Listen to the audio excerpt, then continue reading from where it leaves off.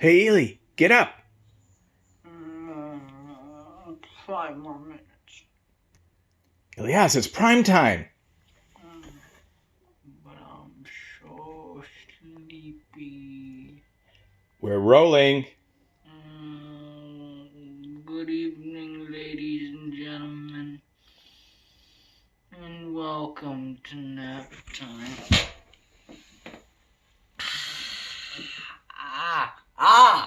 Good evening, ladies and gentlemen, and welcome to your weekly Primetime, the segment where we dissect world news from an entirely biased angle.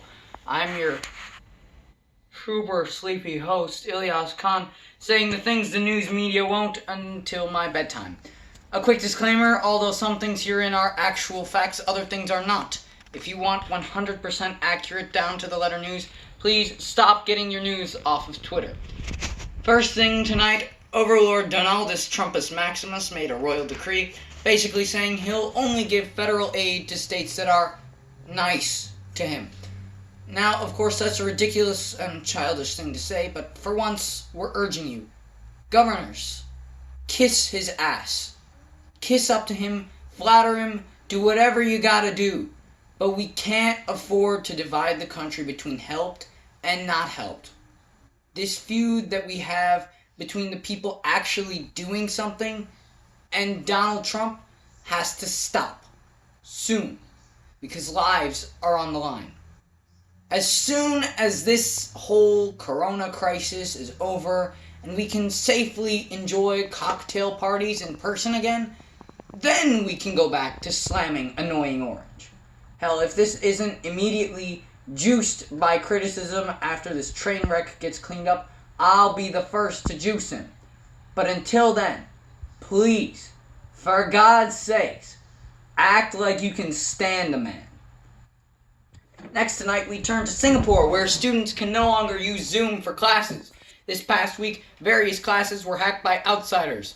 In a particularly scary incident, 2 Caucasian men invaded a geography class and began saying lewd things to the girls present in the class and sending inappropriate pictures. As one would expect of the Asian grandma country of Asia, they cracked down hard. According to the Singaporean authorities, the breaches have made them lose confidence in Zoom, and teachers are now forbidden from using it. According to our sources, classes are now being held on Snapchat video calls. Singapore is not the only country which has had issues with Zoom, and security concerns surrounding the application are mounting as naked disco dancers have begun parading through Zoom calls, shouting obscenities.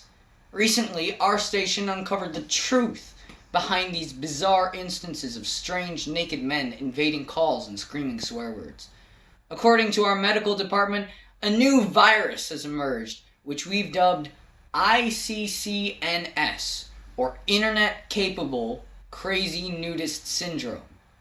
If you use a video web chat service, please be aware that these men are severely diseased and should be immediately reported to the proper authorities, like the CDC or a hospital. For our main story tonight, we turn to school. I know everyone watching this just silently cringed. Don't worry, it gets worse. Across the USA, over 55 million students are currently out of school as a result of this crisis. In many states, school has been canceled for the remainder of the year. But not in New York. Sorry, guys. Since the start of this crisis, the failure to deliver a clear and concise message on the part of state and national education departments has told us something very important about them. They obviously aren't talking to students. The lack of real, productive administration to student conversation was already a serious problem, and this crisis is only making it worse.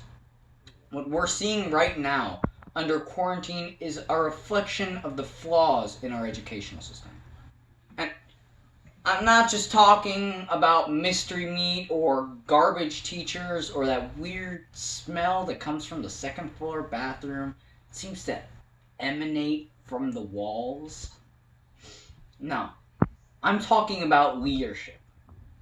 The coronavirus isn't just a test for us, it's a test for them. Scratch that and make it a final exam. And even though we still have our 45-minute one-question online APs to study for, this is the real exam. But this time is different. Because for once, we, the students, are the ones grading. And this test isn't just testing how good public schools are at English or math or foreign language.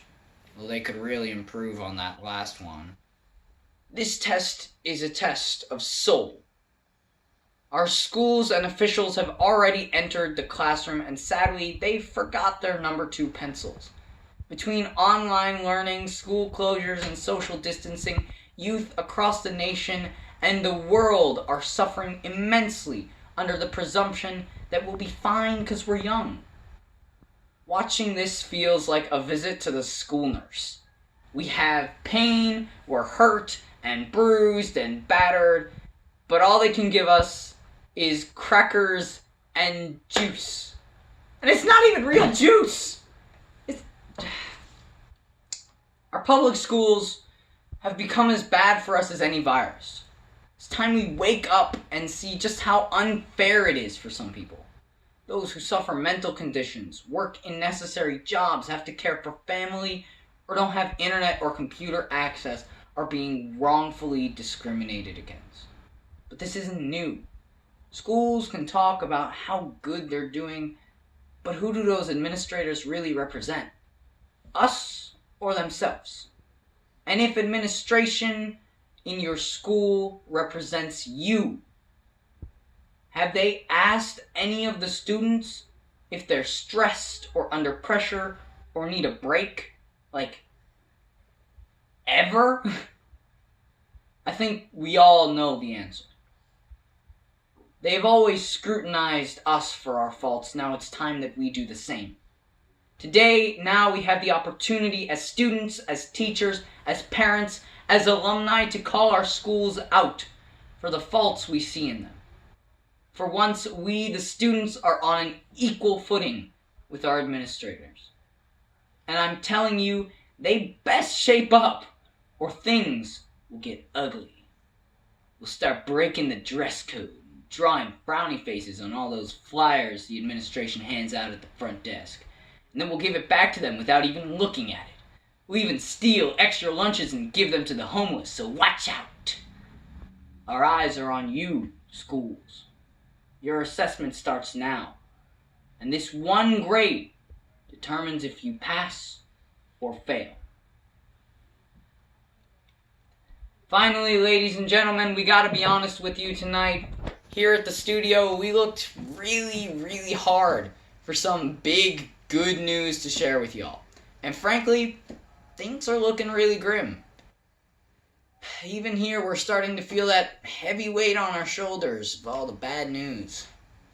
That's why this holiday weekend, we're asking you to do one thing and only one thing. Be happy. Really, sincerely happy. Because right now, it seems we're going so fast, spiraling into a chasm that's so deep that we can't see the bottom, but we also feel so alone.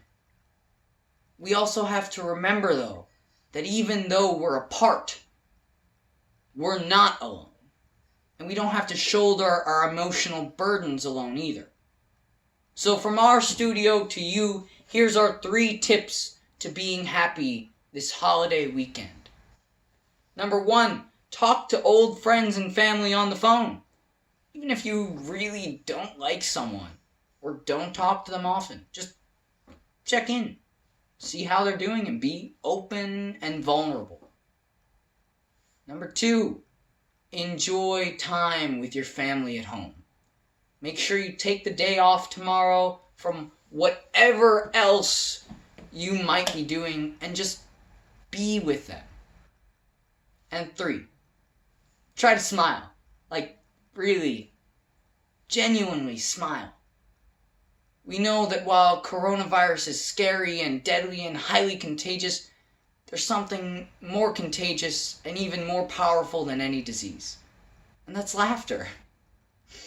So remember to take some time every day and just try to be genuinely happy and share the joy with other people. Seriously. Even though we're separated by walls and doors and caution and fear, we're never really alone. And we have to remember and recognize that. We're part of a community, a family that's so much bigger than just our isolated selves. So this holiday weekend, remember to love thy neighbor. Give your friends a call and be happy.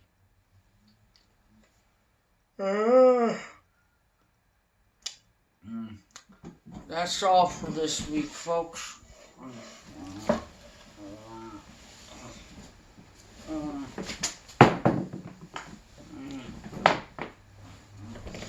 See you next week on Primetime.